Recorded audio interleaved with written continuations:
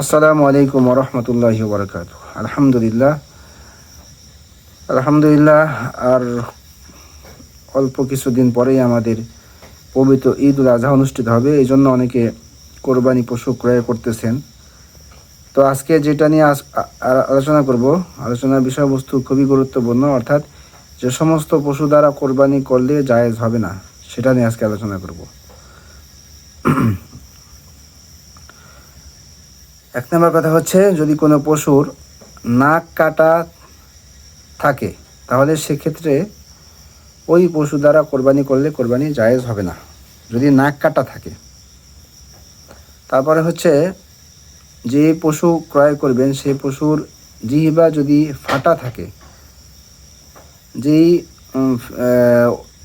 ফাটার কারণে ফেটে যাওয়ার যে জিহ্বা ফেটে যাওয়ার কারণে যে পশু খাদ্য খেতে পারে না, সে পশু দ্বারা কোরবানি করলে কোরবানি হবে না।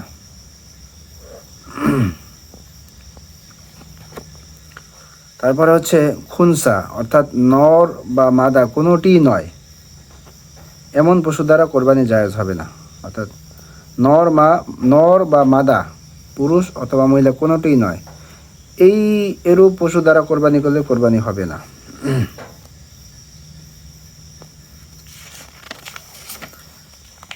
তারপরে হচ্ছে, যে পশুর দৃষ্টিশক্তি 1/3 বা তার বেশি নষ্ট হয়ে গেছে, এরকম পশু দ্বারাও আপনার কোরবানি করলে কোরবানি হবে না। একই মাসালা যদি কানের ক্ষেত্রে হয় অথবা লেজের ক্ষেত্রে হয়, কান যদি 1/3 যদি নষ্ট থাকে, সমস্যা থাকে, তাহলে কোরবানি করলে কোরবানি হবে না ওই পশু দ্বারা। অনুরূপ লেজের ক্ষেত্রেও, লেজ যদি 1/3 কাটা থাকে, তাহলে ওই পশু দ্বারা কোরবানি করলে কোরবানি হবে না। তারপরে যে পশুর একটি পা একেবারে অকেজো হয়ে গেছে, মানে বাকি যে 3টা পা আছে সেই পা দ্বারা মাটিতে রাখতে পারে না, এবং এমন অবস্থা হয়েছে যে চলার মতো অবস্থাও নাই, যে একবারে চলতেও পারে না, এ সমস্ত পশু দ্বারা কোরবানি করলে কোরবানি হবে না।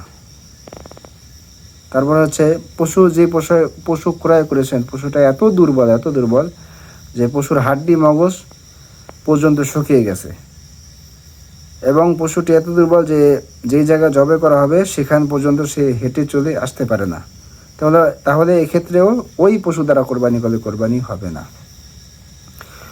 তারপরে হচ্ছে, যে পশুর একেবারে দাঁত নাই তার দ্বারা কোরবানি হবে না। হ্যাঁ, যদি এরকম থাকে যে দাঁত ছিল কিন্তু পড়ে গেছে, তাহলে সেক্ষেত্রে মেনে নেওয়া যায়, জায়েজ আছে। কিন্তু দাঁত একেবারে নাই, বয়স হয়ে গেছে, তাহলে সেক্ষেত্রে ওই পশু দ্বারা কোরবানি হবে না। তারপর হচ্ছে, জন্ম থেকে যে পশুর কান নেই তার দ্বারাও কোরবানি হবে না, অথবা কান আছে কিন্তু 1/3 নষ্ট, বা কোনো সমস্যা হয়েছে বা কেটে ফেলছে, এরকম যদি হয় তাহলেও সেই পশু দ্বারা কোরবানি করলে কোরবানি হবে না। এবার আসছি শিংয়ের ব্যাপারে। যদি শিং মূল থেকে ভাঙা থাকে, গোড়া থেকে ভাঙা থাকে, তাহলে একই হুকুম, মানে সেই পশু দ্বারা কোরবানি হবে না।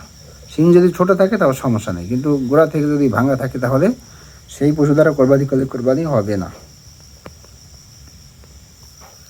এই হলো মাসালা।